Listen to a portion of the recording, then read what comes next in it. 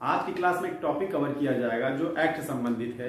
वर्तमान में आप सुने होंगे लगभग पूरे भारत में एक एक्ट लागू है जिसका नाम है एपिडेमिक डिजीज एक्ट 1897, यानी महामारी रोग अधिनियम 1897। इस समय भारत में पूरी तरीके से ये लागू है।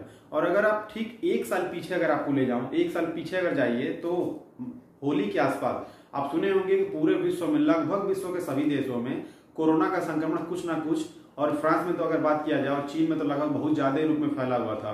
और वही होली के जस्ट बाद ऐसा ही बोला जाने लगा कि भारत में भी धीरे धीरे कोरोना का जो संक्रमण है वो धीरे धीरे भारत के लोगों को भी प्रभावित करना शुरू कर दिया। हुआ क्यों था ऐसा? क्योंकि त्योहार था, भारत में त्योहार की शुरुआत हुई थी और भारत में जितने भी नागरिक जो विश्व में रहते हैं, अलग अलग देशों में रहते हैं, वापस अपने परिवारों से वापस घर आए थे त्योहार पे, जिससे भारत में भी कोरोना का संक्रमण धीरे धीरे शुरू हो गया था। तो उसी समय होली के 1-2 दिन बाद भारत के प्रधानमंत्री नरेंद्र मोदी जी ने उस समय एक एक्ट को, एक लोगों को कंट्रोल करने के लिए, संक्रमण को कंट्रोल करने के लिए एक नए सबसे एक काम शुरू किया जिसका नाम था जनता कर्फ्यू। यानी जनता कर्फ्यू का मतलब ये कि जनता अपने आप को खुद ही घरों में बंद कर ले, यानी ये जो कर्फ्यू है जनता अपने ऊपर खुद ही लगा दे बिना पुलिस प्रशासन के दबाव में। इसका कंट्रोल तो हुआ, लगभग शुरू में 1 हफ्ते के लिए लगाया गया, बाद में इसको और बढ़ाया गया, लेकिन जितना इसका प्रभाव होना चाहिए था, जितना संक्रमण कम होना चाहिए था, उस हिसाब में इसका प्रभाव पूरी तरीके से नहीं हो पाया। क्योंकि आपको पता है कि भारत के लोगों पर जब तक कड़ाई से कार्य ना हो, कड़ाई से कोई एक्ट या जब तक किसी आईपीसी का प्रयोग न किया जाए, तब तक भारत के लोग उसको मानने के लिए तैयार नहीं होते हैं। क्योंकि भारत में कानून को तोड़ना एक बहुत रौडी वाली बात और बहुत एक बाहुबली की बात मानी जाती है। भारत भैया, ये वाले भैया तो नियम तोड़ते हैं। वहीं अगर यूरोप में चले जाएं आप, तो यूरोप में अगर नियमों को तोड़ने पर बड़ी शर्मिंदगी और बड़ी समाज में बड़ी शर्मिंदगी के रूप में देखा जाता है उनको। तो भारत में कुछ अलग ही परिवेश है। तो उसके लिए भारत सरकार 11 मार्च 2020 को भारत सरकार महामारी रोग अधिनियम की धारा नंबर 2 को भारत सरकार ने लागू कर दिया।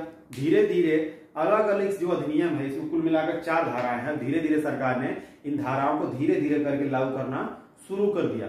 और उसके बाद आप एक और घटना सुने होंगे अप्रैल माह में, क्योंकि महामारी रोग है, एक तरह का रोग है, तो रोगों से कंट्रोल करने का सबसे बड़ा काम किसका होता है? हॉस्पिटल से जुड़े हुए लोगों का, यानी चिकित्सा से जुड़े हुए लोगों का।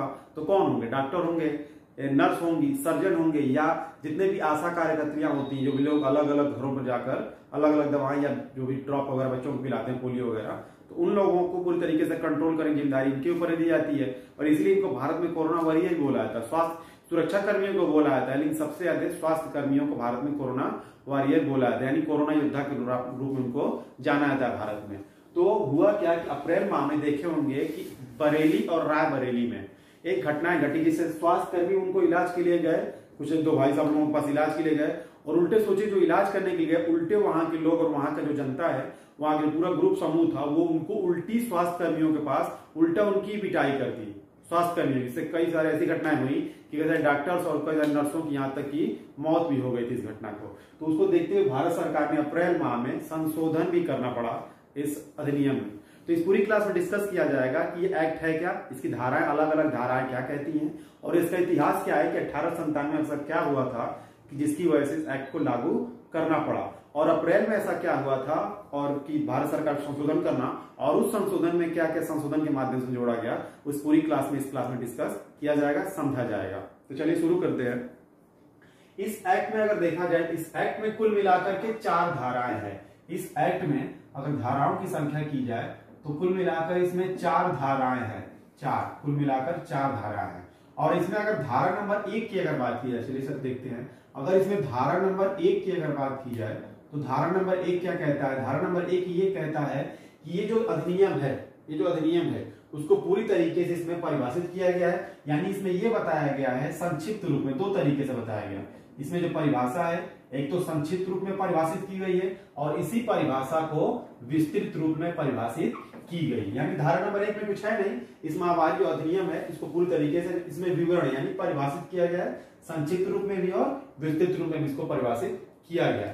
और वही देखिए धारा नंबर 2, धारा 2 मैंने आपको शुरू में बोला कि 11 मार्च 2020 को भारत सरकार ने इस एक्ट की धारा नंबर 2 को लागू कर दिया था। तो धारा नंबर 2 देखिए क्या है। धारा नंबर 2 पूरी तरीके से राज्य सरकारों को अधिकार देता है, राज्य सरकारों को अधिकार देता है कि अगर देखिए, अब राज्य सरकारों को कैसे, अगर देखिए मान लीजिए भारत का कोई राज्य, वहां के किसी अगर नीति निदेशक यानी वहां के जो मुख्यमंत्री होंगे, अगर उनको ऐसा लगता है वहां की सरकार, राज्य सरकार को, कि हमारे पूरे राज्य में या हमारे राज्य किसी क्षेत्र में किसी वजह से कोई महामारी फैलने वाला है या फैल चुका है, तो उस क्षेत्र को पूरी तरीके से कंट्रोल करने के लिए वहां के लोगों को जो ऐसे चाहेगा वो कंट्रोल करने की जो उसकी मर्जी वो ऐसा अपना अधिकार लगा सकता है वहां की राज्य सरकार। तो अब देखिए मान लीजिए राज्य सरकार के मुखिया कौन, वहां के मुख्यमंत्री। तो मुख्यमंत्री मान लीजिए उत्तर प्रदेश के एक मुख्यमंत्री की बात की जाए, उत्तराखंड के या किसी मध्य प्रदेश या कहीं पे भी, तो वहां पे अगर मुख्यमंत्री एक एक क्षेत्र के बारे में तो उसके पास नॉलेज होगा नहीं,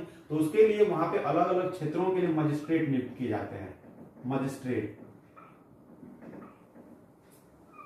अब मजिस्ट्रेट नियुक्त किया जाती है, क्या होता है कि मजिस्ट्रेट को पूरी तरीके से पावर दे दी जाती है कि अगर उनको किसी व्यक्ति पर अगर किसी भी तरह का शंका हो कि ये संक्रमित है या संक्रमण इनकी वजह से फैल सकता हो, यहाँ पे कोई व्यक्ति नहीं, अगर किसी समूह के 12, 13, 14 लोग को भी अगर उनको शक हो जाए कि अगर इनकी वजह से कोई भी महामारी फैलने वाली है या फैल सकता है इनकी वजह से, तो उनको पूरी तरीके से जैसे चाहे कंट्रोल करने का अधिकार मजिस्ट्रेट को दिया गया है। इस समय देखे होंगे आप, जब से वो 2020 से ही मार्च महीने से अप्रैल महीने से वर्तमान तक देखे होंगे, जब भी किसी व्यक्ति पर किसी भी तरह का शंका होता है कि ये इनको कोरोना है या किसी तरह से ये कोरोना संक्रमण इनकी वजह से फैल सकता है या किसी भी तरह का शक भी होता है, तो मजिस्ट्रेट उनको ले आकर 14 दिन के लिए क्वारंटाइन कर देता है। क्वारंटाइन शब्द नया बना था उस समय। क्वारंटाइन यानी उनको पूरी तरीके से अपने परिवार से या पूरे समूह से क्या कर देना है, पूरी तरीके से आइसोलेशन में चले जाना है, यानी पूरी तरीके से उनको वहां से उन लोगों के संपर्क से दूर रखना है। तो इस तरीके सोचिए, अगर ये धारा 2 अगर लागू नहीं होती तो क्या मजिस्ट्रेट को इतना पावर होता है क्या कि किसी को भी, किसी व्यक्ति के समूह को 14 दिन के लिए, 21 दिन के लिए वो उनको अलग कर दे? ऐसा हो ही नहीं सकता था। तो अलग अगर ऐसा होता, अगर ये धारा नंबर 2 लागू नहीं होती, तो मजिस्ट्रेट के ऊपर मानहानि का या जो लोग होते वो कोर्ट चले जाते, किसी भी कोर्ट में, हाई कोर्ट, सुप्रीम कोर्ट या कहीं पे भी, डिस्ट्रिक्ट कोर्ट में वो आराम से वो जा सकते थे अगर ये धारा 2 लागू नहीं होती। तो आप जितना भी आपके ऊपर मजिस्ट्रेट, किसी भी तरह पुलिस आपके ऊपर कभी शंका होती है, आपको क्वारंटाइन में आपको भेज देती है, तो वो धारा नंबर 2 के तहत मजिस्ट्रेट को पावर राज्य सरकार ने दिया हुआ है। ठीक है। अब धारा नंबर जो 2 है, इसी धारा नंबर 2 का एक उपबंध है, वो धारा 2A से 2A। अब ये धारा 2A क्या कहता है, इसको समझते हैं। ये धारा 2A बात करता है किसकी? केंद्र सरकार की। इसमें जो पावर दिया गया है वो दिया गया है केंद्र सरकार को। केंद्र सरकार को जब भी देखिएगा, केंद्र सरकार को जब भी अगर ऐसा लगे कि विश्व से कोई जो महामारी हमारे देश में अगर प्रवेश कर सकती है, जैसे कोरोना ही, कई लोग अगर ऐसा मानना है कि जब सबसे ज्यादा जो कोरोना फैला हुआ चीन के शहर से, और सबसे ज्यादा फ्रांस में भी फैला था, तो अगर मान लीजिए भारत सरकार को अगर ऐसा लगे किसी विदेशी यान से या बंदरगाह पे किसी नाव के द्वारा आने से या किसी एयरलाइन जहाज के आने से, एरोप्लेन हवाई जहाज के आने, उस तरह के यात्री आने से अगर देश में अगर संक्रमण कोई फैल सकता है, तो केंद्र सरकार कोई भी विदेशी आने वाली जहाज या बंदरगाहों पे आने वाली नाव को, जितनी भी नावें होंगी, उनको केंद्र सरकार आने से यहाँ पे प्रतिबंधित कर सकता है। ये केंद्र सरकार को पावर दिया जाता है, इस धारा के माध्यम से 2A के माध्यम से केंद्र सरकार को दिया जाता है। अब देखें, केंद्र सरकार को कई सारे अलग अलग संस्थाएं और अलग अलग लोग ये भारत सरकार, केंद्र सरकार पर ये दोष आरोपण करते ही हैं। लगभग कहीं ना कहीं बात सही भी है। अगर लोग दोषी देते हैं कि अगर शुरू में ही कई बार ये बोला गया, फरवरी माह से बोला जाता था कि एयरलाइंस को, विश्व से आने वाली जहाजों को रोक दिया जाए। अगर सच में अगर केंद्र सरकार उस समय रोक दी होती तो सच में वास्तव में इस समय जितना प्रकोप भारत में फैला हुआ, लगभग उतना नहीं होता भारत में, इतना परेशानी भारत में 2020 में अभी तक नहीं हो पाती। लेकिन ये केंद्र सरकार के अधिकार धारा नंबर 2A देता है कि विश्व से आने वाली जितनी जहाज और नाव को कंट्रोल कर दे। अब धारा 3A, धारा 3A नहीं, धारा 3 ही है। धारा 3 समझते हैं क्या कहता है। जैसे आपको पता है कि भारत देश में जब भी किसी एक्ट को लागू किया जाए तो भारत की जनता ऐसे उसको मान नहीं सकती।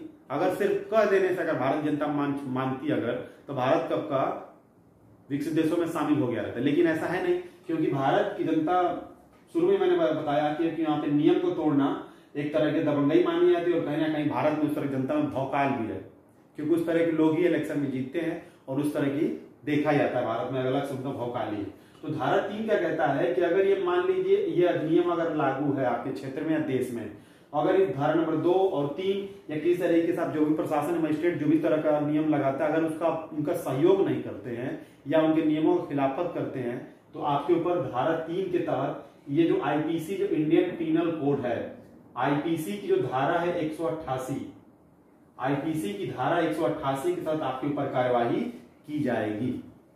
इस तरह इसमें अधिकतम जो क्या है, इसमें अधिकतम अगर धारा 188 के तहत आपको अधिकतम 1000 रुपए का जुर्माना है और साथ ही साथ 6 माह की सजा भी है। इस तरीके से आईपीसी की धारा 188 के तहत न्यूनतम जो सजा है वो 200 रुपए है और 1 माह की, अधिकतम जो सजा है वो 1000 रुपए प्लस 6 माह की। इसमें जो एक और सजा दी जाती है प्रत्यक्ष रूप से, इसमें यह नहीं बताया जाएगा कि अलग से जो आपकी पिटाई होती है वो अलग से इसमें नहीं जोड़ा जाएगा, इसको अलग से अदृश्य रूप से इसको आप मान लीजिए।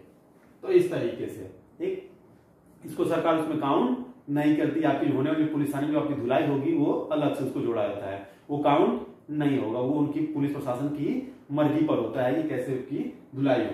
तो आईपीसी की धारा 188 के तहत 1000 रुपए प्लस 6 माह की आपको सजा का प्रावधान दिया गया है अगर आप महामारी रोग अधिनियम के आप नियमों का उल्लंघन करते हैं तो। अब धारा नंबर 4, अब ये धारा नंबर 4 देखते हैं क्या है। धारा नंबर जो 4 है, धारा नंबर 4 ये दिया गया स्वास्थ्य कर्मियों के लिए, जो 1897, ये जो धारा 1897 की चर्चा हो रही है, 1897 जो धारा है उसमें जो एक्ट है, ये जो धारा नंबर 4 उसका वो ये कहता है कि जो उसमें स्वास्थ्य कर्मी होंगे उनके ऊपर विशेष रूप से सुरक्षा का प्रावधान रहेगा। जो सुरक्षा कर्मी होंगे उनको विशेष सुरक्षा का प्रावधान दिया जाएगा। यानी 1897 धारा में बस ये बताया गया था कि वहां की राज्य सरकार जो भी केंद्र सरकार होगी स्वास्थ्य कर्मियों को विशेष सुरक्षा प्रावधान देगी। यानी किसी भी तरह का बस इतना ही उसमें बताया गया था, विस्तृत जानकारी उसमें नहीं थी। लेकिन तो आप जानते हैं कि एक भारत में अप्रैल माह में एक बरेली में, रायबरेली में और एक दो शहर होंगे, आप पिछले साल आपको जब पता चला होगा न्यूज में, ऐसे बहुत सारे शहर थे भारत में जब उनको स्वास्थ्य जब पता चला कि किसी ग्रुप को या किसी लोगों को अगर कोरोना से संक्रमित है, जो स्वास्थ्य कर्मी बेचारे उनको जाते थे उनको वहां पे संरक्षण देने के लिए, उनको अलग से उनका ट्रीटमेंट करने के लिए, उनको अलग से क्वारंटाइन करने के एम्बुलेंस लेकर, तो उनके ऊपर उल्टा वही जिनको बचाने जाते थे वो बेचारे उनको उल्टा ही उन्हीं के ऊपर वो अलग से वो आक्रामक हो जाते थे, उनको ही पत्थर से कई बार अलग अलग डंडों के माध्यम से कई बार उनकी पिटाई की गई थी। अलग अलग न्यूज में ऐसा सामने आया था, बड़ी बदनामी हुई थी उस समय अलग अलग भारत के लोगों की। तो उसकी वजह से भारत सरकार 22 अप्रैल, डेट याद रखिएगा, 22 अप्रैल 2020 को, 22 अप्रैल 2020 को भारत सरकार ने इस अधिनियम में संशोधन किया। इस अधिनियम में संशोधन किया, तब संशोधन करने के बाद इसका नाम बना महामारी रोग संशोधन अध्यादेश अधिनियम 2020। यानी जब 2020 में संशोधन हुआ तब इसमें 1897 नहीं बोला जाएगा, इसमें बोला जाएगा 2020।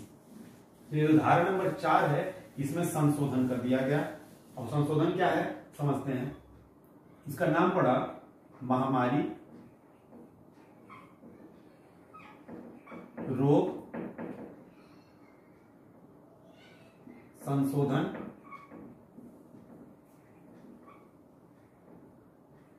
अध्यादेश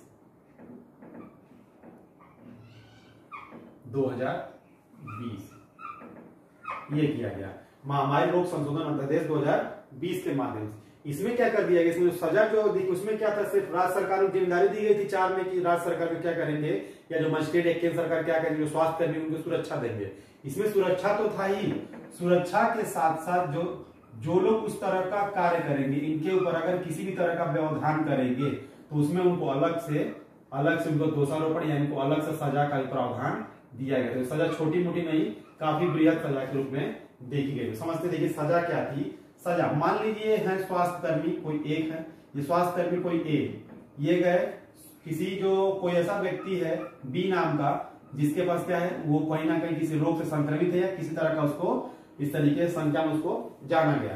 तो ये स्वास्थ्य कर्मी जब इसके पास जाता है, किसके पास, जो संक्रमित व्यक्ति बी के पास, तो ये व्यक्ति इलाज न कराना, इसको इलाज कराना चाहिए, तो इलाज न करके क्या करता है कि अलग से जो स्वास्थ्य कर्मी है इनकी अलग से खुद ये क्या करता है, इनकी पिटाई करता है, बल्कि पिटाई के साथ साथ पूरा जो एक समूह एम्बुलेंस जो रहता है पूरी तरीके से क्षतिग्रस्त यानी पूरी तरीके से उसको बर्बाद कर दिया जाता है। देखिए अब इसमें क्या होगा, अब इनको ऊपर अलग से धारा 188 तो है ही अलग से उनके ऊपर संशोधन के माध्यम जो संशोधन किया गया उसके तहत इनके ऊपर अलग तरीके से इनको सजा दी जाएगी। सजा क्या है समझिए, अगर मान लीजिए अगर उनको किसी तरह का अगर उनको नुकसान ये पहुंचाते हैं ये बी वाले भाई साहब अगर ए वाले स्वास्थ्य कर्मी को, तो होगा क्या, शुरू में इनको 50,000 रुपए से लेकर यानी 50,000 रुपए से लेकर के 2 लाख, 50,000 रुपए से लेकर के 2 लाख रुपए तक क्या होगा, जुर्माना। ठीक, या साथ ही साथ ये भी हो सकता है कि उनको 6 माह के साथ साथ 6 माह से लेकर 2 साल तक की सजा का भी प्रावधान है, कारावास। ठीक है, इस तरीके से 50,000 से लेकर 2 लाख तक का जुर्माना, या 6 माह से लेकर के 2 साल तक की सजा, या दोनों को ही आपके ऊपर सजा आपको दी जा सकती है। अब मान लीजिए आपने ये ए वाले बी वाले ने ए वाले कितनी पिटाई कर दिया, इतना तरीके से इनको क्रूरता इन्होंने दिखा दिया कि कहीं ना कहीं इसका हाथ पैर या कहीं ना पूरी शरीर क्या हो, इसका क्षतिग्रस्त हो गया, जो जीवन भर के लिए वो उसका शरीर डैमेज हो गया। ऐसे तरीके में या ऐसे जो घटना घटेगी, इस तरह घटना में जो सजा उसको और बढ़ा दिया गया इस तरीके से, यानी अगर इस तरीके का क्षतिग्रस्त हुआ है तो इस तरीके के माध्यम जो सजा होगी वो जुर्माना वो बढ़ जाएगा, वो जुर्माना हो जाएगा 2 लाख रुपए से लेकर के सीधे 5 लाख रुपए तक का वहां पर जुर्माना लगेगा। और ये जो कारावास की सजा ये बढ़ जाएगी, कारावास की सजा सीधे हो जाएगी 1 वर्ष से लेकर सीधे 5 वर्ष तक का कारावास।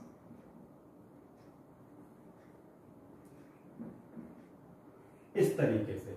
ठीक, अब एक और चीज समझते हैं। अब मान लीजिए इसमें एक और सजा दी गई है। अब मान लीजिए ये जो स्वास्थ्य कर्मी जो स्वास्थ्य कर्मी ए बी वाले को अगर सुरक्षा देने गया या किसी तरीके से इनको स्वास्थ्य का देखभाल करने के लिए गया, अब ये साथ साथ अकेले मान ली न जाकर ये पूरा एम्बुलेंस लेकर गया, देखिएगा अब ये पूरा एम्बुलेंस लेकर गया, पूरी मेडिकल किट लेकर गया, पूरी तरीके से खर्चा अलग अलग दवाओं का सब कुछ उनके यहाँ पूरी तरीके से लेकर गया, ये सारी चीजें लेकर। अब ये क्या करते हैं, इसकी अलग से तो इनका समूह पूरी तरीके से पिटाई करता ही करता है, क्रूरता दिखाता ही है, और ये इनका पूरा ग्रुप मिलकर एम्बुलेंस को पूरी तरीके से दवाओं को पूरे से किट को अगर पूरी तरीके से क्षतिग्रस्त कर देते हैं तो ये भी अलग से उनको जुर्माना देना पड़ेगा।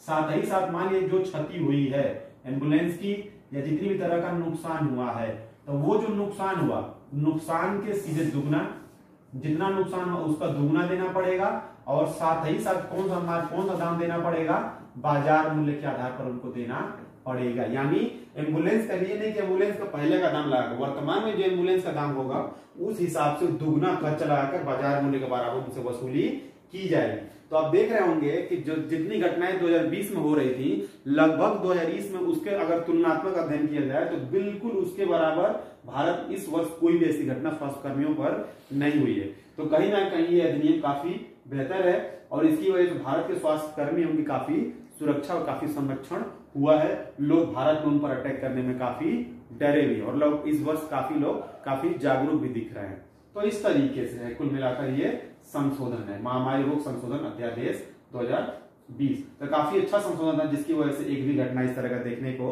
नहीं मिली। मेरे तो अभी फिलहाल एक भी ऐसी घटना स्वास्थ्य कर्मियों पर देखने को नहीं मिला। तो अब ये समझते हैं कि अब ये जो महामारी रोग अधिनियम था 1897, तो आप समझे कि ये क्या है। अब समझते हैं कि पहली बार क्यों लाया गया था 1897 में, आखिर ऐसा हुआ क्या था। क्योंकि 1897 आपको ये पता है कि 1897 में भारत तो स्वतंत्र था नहीं, उस समय भारत पूरी तरीके से क्या था, यहाँ पे ब्रिटेन की पूरी तरीके से कॉलोनी थी, कॉलोनियल सिस्टम था, यानी भारत पूरी तरीके से अंग्रेजों का गुलाम था, भारत अंग्रेजों से स्वतंत्र था। तो हुआ क्या था उसके लिए समझिए। उसके लिए हुआ ये था कि भारत का एक क्षेत्र था जो गुजरात का एक राज्य जिसका नाम है कच्छ। कच्छ से एक रोग की शुरुआत हुई जिसका नाम पड़ा प्लेग। कच्छ से एक रोग की शुरुआत हुई जिसका नाम पड़ा था प्लेग, जिसे डिटेल में बोला जाता है ब्यूबोनिक प्लेग।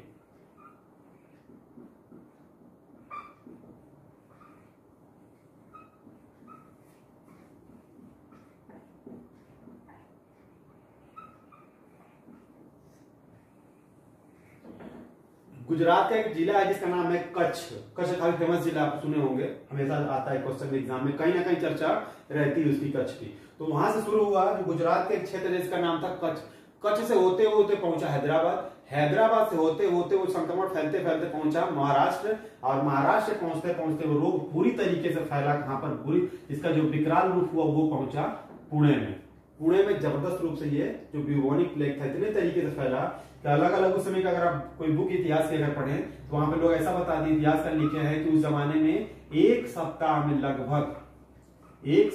लगभग 1900 लोगों की मौत होती थी। आप ये समझ रहे हैं कि ये अंग्रेजों का आंकड़ा था और सरकारी आंकड़ा था। तो 1900 मौत जब सरकारी आंकड़ा था तो रियल में कितने लोगों की मौतें होती थी। और उस जमाने में फेसबुक, व्हाट्सएप, ट्विटर ये सब होता नहीं था जिससे जानकारियां लोग फैला सके। तो कहीं ना कहीं ये अभी कम मौतों को दिखाया गया था। अंदाजा लगा सकते हैं कितने भयानक ये बीमारी थी। पुणे में रोग फैला, तब उससे हुआ क्या, धीरे धीरे रोग तो कंट्रोल करने की कोशिश बहुत सारी की गई, भारतीयों द्वारा भी, अंग्रेज द्वारा भी, लेकिन ऐसा हुआ नहीं, क्योंकि लोग जो प्लेग रोग था ये भी लोगों के संपर्क के माध्यम से ही होता था। ये प्लेग क्या समझा जाएगा कैसे कैसे होता है। तो पूरी तरीके से ये भी फैलने लगा लोगों के संक्रमण के माध्यम से, तो उस समय कंट्रोल हो नहीं पाया। तो उस समय कंट्रोल करने के लिए ब्रिटिश संसद में 4 फरवरी, डेट याद रखिएगा काफी इंपॉर्टेंट है, 4 फरवरी 1897, 4 फरवरी 1897 को ब्रिटिश संसद में एक्ट लागू हुआ। यही एक्ट था जो 4 फरवरी 1897 को भारत में, तब से चर्चा अभी मैं कर रहा था, महामारी रोग अधिनियम 1897 को 4 फरवरी को लागू कर दिया गया भारत में इस तरीके से। अब देखिए ये जो एक्ट था वास्तव में अंग्रेजों ने ठीक किया कि इसको रोग को कंट्रोल करने के लिए भारत ने अलग अलग इस एक्ट को लागू किया, अलग अलग क्षेत्रों में, पुणे से शुरू हुआ और अलग क्षेत्रों में लागू हुआ। लेकिन बहुत सारे इतिहासकार ये कहते हैं कि अंग्रेजों ने इस एक्ट को इस रोग को कंट्रोल करने के लिए अंग्रेजों ने इस एक्ट को लागू किया, लेकिन कहीं ना कहीं अंग्रेज इसका जो प्रयोग तो किए ही, लेकिन कहीं अधिक इसका उन्होंने क्या कर दिया था, दुरुपयोग कर दिया था। उस समय आप इतिहास में पढ़े होंगे, एक पेपर आता जिसका नाम था केसरी, और केसरी के संपादक कौन हुआ करते थे, तिलक साहब। तिलक साहब वहां के अगर इतिहास में आप देखेंगे तो वहां पे उन्होंने उस समय जो अंग्रेजों का शासन था, इस महामारी रोग अधिनियम के माध्यम को उन्होंने एक नाम दिया था मिलिट्री टेररिज्म, यानी सैन्य आतंकवाद का नाम उन्होंने दिया। देख रहे हैं कितनी, मिलिट्री टेररिज्म का नाम दिया था, यानी सैन्य आतंकवाद के नाम से दिया था। हुआ ये था कि इस एक्ट के माध्यम से क्या था, जिसको चाहता थी राज्य सरकार या जो मजिस्ट्रेट, खासकर मजिस्ट्रेट, वो किसी भी जब चाहो उसको उठा के अंदर कर देता था। तो उसकी वजह से हुआ ये, उन्होंने प्लेग के लिए तो किया ही किया, थोड़ा सा किया, लेकिन उन्होंने सबसे अधिक कंट्रोल किया। जितनी भी क्रांतियां होती, जितने भी क्रांतिकारी लोग थे, उन सबको इन्होंने पकड़ पकड़ के जबरदस्ती को क्या कर दिया, पूरी तरीके से उनको अलग अलग जेलों में सीधे उनको डाल दिया। घटना को बताऊं, इस रोग को कंट्रोल करने के एक अधिकारी नियुक्त किया गया पुणे में, जिसका नाम था रैंड। आप इतिहास में पढ़िएगा, मिलेगा आपको एक नाम, उसका नाम था रैंड, जो बड़ी क्रूर था और बड़ी हिंसात्मक इसको माना जाता था। ये जो अधिकारी था रैंड, ये इसको इसीलिए बनाया गया कि इस नियम का पूरी तरीके से यूज करे लोगों की, क्रांतिकारी को, भारत जितने भी क्रांतिकारी थे उनको कंट्रोल करने के लिए रैंड अधिकारी को नियुक्त किया गया। अब देखिए इतना ही क्रूर था कि इतना लोग इससे परेशान हो चुके थे कि एक बार घटना है, आप पढ़िए आप तो आपको 22 जून 1897, 22 जून 1897 की घटना है, जिसमें हुआ क्या कि रानी विक्टोरिया जो रानी थी, उनका कोई प्रोग्राम चला था, इनका कोई इनका जन्मदिन या किस तरह का प्रोग्राम चला, उसमें ये भी जो रैंड अधिकारी थे ये भी वहां पर पहुंचा हुआ था। जो भारत जितने भी क्रांतिकारी लोग थे और आम जनता थी, इससे इतनी तरीके शोषित हो चुकी थी कि इससे दूरी पा लेना चाहती थी। तो इसलिए वहां जो ही उस पार्टी से बाहर निकलता है, कौन, रैंड, जो ही निकलता तभी वहां पे भारत के कुछ लोग इसको वहीं पे गोली से इसको उड़ा देते, यानी इसको वहीं पे इसकी हत्या कर दी जाती है भारत के कुछ लोगों के द्वारा। तो इस घटना के बाद 2 लोगों को तो फांसी हुई, 2 लोगों को तो फांसी हुई, और सब की बुनियाद पर कैसे ये तिलक साहब के ऊपर पूरी तरीके से देशद्रोह का मुकदमा करके इनको कई सालों के लिए जेल में अंदर कर दिया गया। इनकी रैंड की हत्या के शक के जुर्म में इनके ऊपर देशद्रोह का मुकदमा कर दिया गया तिलक साहब के ऊपर। तो उसमें अलग अलग इस तरीके, यानी पूरी तरीके से ये अधिनियम जितना इतिहास में पढ़ेंगे तो इस अधिनियम जितना अधिक प्रयोग हुआ, कहीं ना कहीं उससे अधिक इसका दुरुपयोग हुआ था इस अधिनियम के माध्यम से। तो इस तरीके से पूरा ये था, इस तरीके से। अब इसमें अगर इस एक्ट में अगर आप देखें तो बहुत सारा इसमें ये यहां तक देखा था, ये एक्ट नहीं कि सिर्फ 1897 में लागू हुआ और उसके बाद जाके सीधे फिर 2020 में लागू, ऐसा नहीं है। बीच में भारत में कई बार अलग अलग क्षेत्रों में लागू किया गया था। जैसे अगर देखिए तो अगर 2009 में देखिए तो 2009 में बड़ोदरा में एक पूरी तरीके से महामारी फैली थी। वहां पे उसका हैजा पूरी तरीके से महामारी फैली थी, जिसमें वहां पर एपिडेमिक डिजीज एक्ट को वहां पर भी लागू किया गया था 1897 का। 2015 में भी पुणे में एक रोग फैला था मलेरिया से। पुणे में काफी सारे कई बार अलग अलग समय पे बहुत सारी महामारियां पुणे में, जब भी इतिहास पढ़े आप या कई बार देखेंगे आपको सुनने को मिलेगा। तो मलेरिया वहां पे फैला था, वहां पे भी यहाँ पे इस एक्ट को लागू किया गया था, एपिडेमिक डिजीज एक्ट को लागू किया था। इसलिए इसको बता रहा हूं कि कई लोग ये समझते हैं कि 1897 में लागू हुआ और सीधे उसके बाद जाकर के 2020 में लागू हुआ, ऐसा नहीं है। बीच में भी कई बार अलग अलग समय पे भारत में लागू कर दिया गया। उसके बाद 2018 में भी एक जगह लागू किया गया था, गुजरात का ही। गुजरात का एक क्षेत्र था जिसका नाम था खेड़ बरसीलोना। एक वहां पे जगह है जिसका नाम है खेड़ बरसीलोना, वहां का एक गांव है। वहां पे ऐसा शक पाया गया कि वहां के 31 लोगों को, यानी वहां के जो 31 लोग हैं, वहां पे सीधे उनको एक संक्रमण पाया गया। किसका? मलेरिया रोग का। मलेरिया रोग का वहां पे पाया गया कि इनको संक्रमण है। इसलिए वहां पे भी 2018 में गुजरात के जिला क्षेत्र था, इस क्षेत्र में याद रखिएगा, खेड़ बरसीलोना जगह पे भी वहां पे मलेरिया के संक्रमण के लिए 31 लोगों के लिए पूरे क्षेत्र में पूरी तरीके से क्या कर दिया गया था, कंट्रोल लगाया। पूरी तरीके से वहां पे लोगों पूरी तरीके से बाहर के लोगों को अंदर और अंदर के लोगों को बाहर जाना बिल्कुल मना हो गया था उस गांव से क्षेत्र के लोगों के लिए।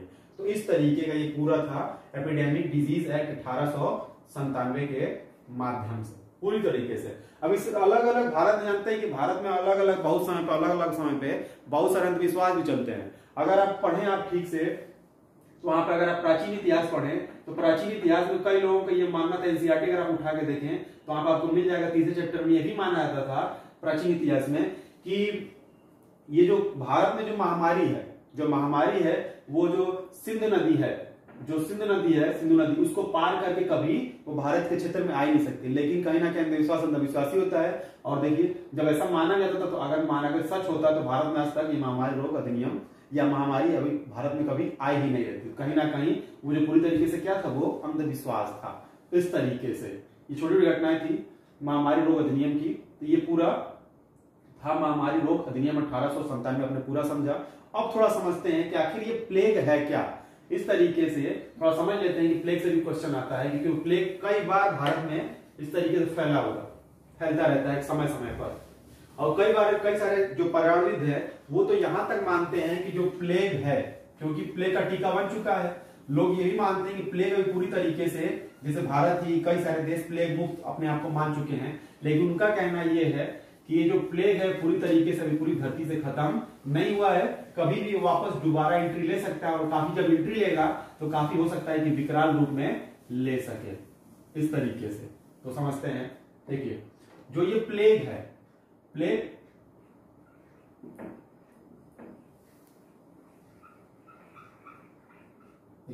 जो है, ये प्लेग जो एक वायरस है, इसका नाम है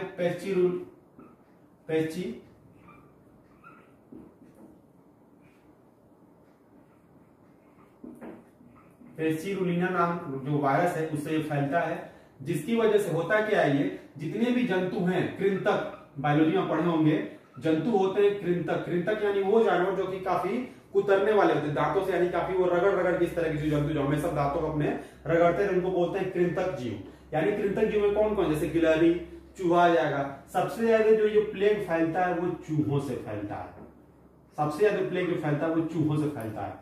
तो देखिए होता क्या था, पहले मान ली अपना चूहा से पता चला गया कि प्लेग इस तरह से फैलता है, या मान लीजिए अब ये महामारी रोग अधिनियम फैला होगा तो भारत में इलिटरेट लोग यानी निरक्षरता काफी चरम पर थी अपने, तो उस समय लोग ये थोड़े समझते होंगे कि प्लेग फैला या क्या फैला है। तो उस समय लोग इसको महामारी समझते थे, या कोई अभिशाप हो गया है, या किसी अलग अलग कोई देवता गुस्सा, इस तरीके का लोग इसको भ्रम के रूप में इसको मानते थे। लेकिन होता क्या था, वो जो चूहा है, चूहे से माध्यम से वो फैलता था प्लेग नामक रोग। तब देखिए लोग पहचानते कैसे, अब तो मान लीजिए किस तरह का लक्षण दिख जाएगा, किस तरह का लक्षण है तो भाई उसको प्लेग हो गया, या किस तरह का कोरोना का संक्रमण, खांसी आ रही है, बुखार लगातार है, किस तरह कई सारे अगर है, किसी को टेस्ट नहीं आ रहा है तो कोरोना है। लेकिन मान लीजिए अगर उस तरह का खोजी ना हुआ हो तो लोग आखिर कैसे जानेंगे।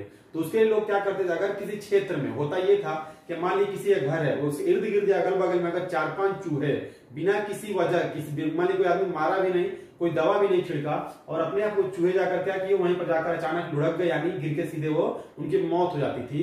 तो इससे लोग समझ जाते थे कि चलो भैया अभी इस इलाके में क्या हो चुका, पूरी तरीके से संक्रमण फैल चुका, अब चूहों पर प्रकोप लग चुका है, अब चूहों के दो माध्यम से हमारे में भी ये फैलेगा। तो इस तरीके से लोग मानते थे कि ये अब यहाँ पर प्रकोप फैलता। उस जमाने के लोग जब भी ये चूहे वगैरह जब भी अपने गांव का इर्द गिर्द जब भी 4-5 चूहे बिना किसी वजह के मर जाते थे तो पूरा का पूरा गांव 1 महीने के 2 महीने के लोग छोड़ करके चले जाते थे।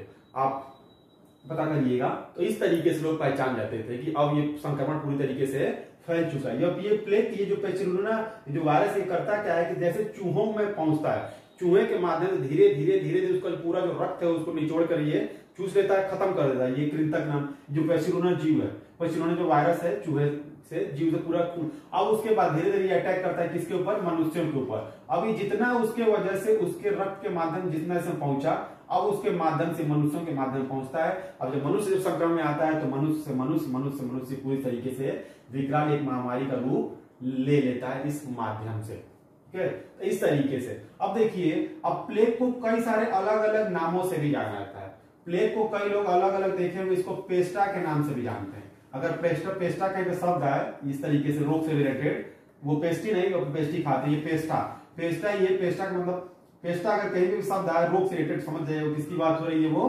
प्लेग की बात हो रही है। इसको उस जमाने में लोग इसको ब्लैक डेथ भी कहते थे, ब्लैक डेथ, यानी इसको लोग कहते थे काली मौत। काली मौत क्यों बोलते थे, क्योंकि इससे होता यह था कि जिसको भी प्लेग होता था, जब महामारी जब फैलती थी उस समय जिसको भी अगर 4, 5, 6 बार जब लास्ट स्टेज होता था तो उसको काली उल्टी आती थी या काली खांसी आती थी, तो लोग कहते थे कि ये व्यक्ति नहीं बचेगा, ये मरेगा, तो उसी को लोग बोलते थे ये काली मौत, यानी ब्लैक डेथ के नाम से भी इसको जानते हैं। किसको, प्लेग को। ये कृंतक नामक जंतुओं से फैलता है। तो आज की क्लास में पूरा आपने ये समझा कि महामारी रोग अधिनियम है क्या, कैसे कैसे इसको लागू किया गया और भारत सरकार कैसे कैसे इसमें संशोधन की। तो इस तरीके से आज की क्लास में हमने डिस्कस किया कि महामारी रोग अधिनियम होता क्या है। तो जितने भी वर्तमान में इस समय भारत सरकार जो भी आपको बोल रही है कि कोरोना से बचने के लिए आप घर में लॉकडाउन में रहिए, जब तक जरूरत ना हो तब तक आप बिना मतलब मार्केट में घूमने ना जाए, इन सभी नियमों का आप लोग पालन करिए। क्योंकि आप लोग देख रहे होंगे कि ऑक्सीजन की वजह से भारत में कितने सारे लोगों की मौत हो रही है। तो इस तरीके से आपको न चाहते हुए आपको कंट्रोल करना पड़ेगा, इसलिए तो ध्यान अपना आप खुद दीजिए और अपना परिवार का ध्यान आप दीजिए। तो क्लास कैसी लगी कमेंट करके जरूर बताइएगा। धन्यवाद।